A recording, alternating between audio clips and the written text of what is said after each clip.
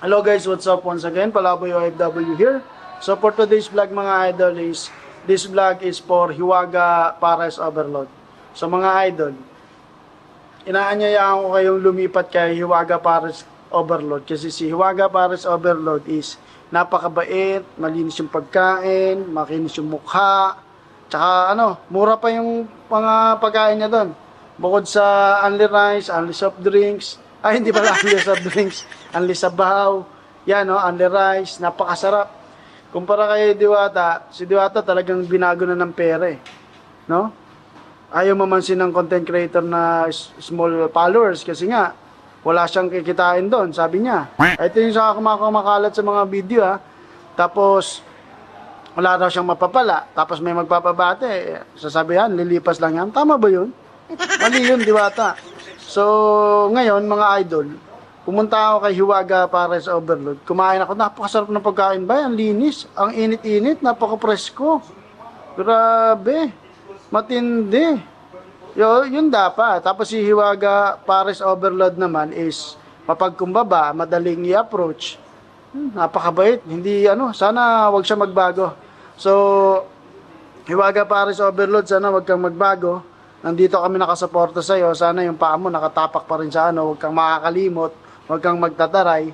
Kasi yung kasikatan na yan, lilipas din yan Ako nga, sikat, lumipas Lumipas agad Di ba?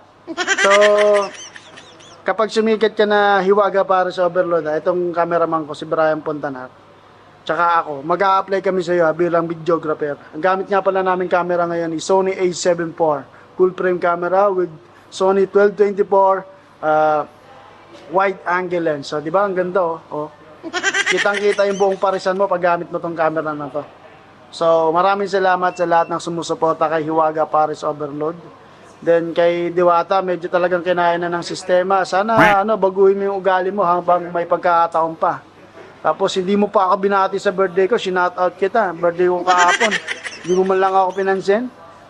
Nagbago ka na talaga, Diwata. Samantalang dati, magkasama tayo sa kalye tapos ganyan ka na.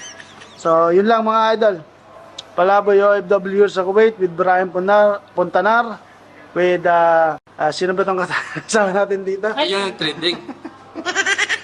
Si Madam na hindi siya hater ni Diwata. Kritiko lang.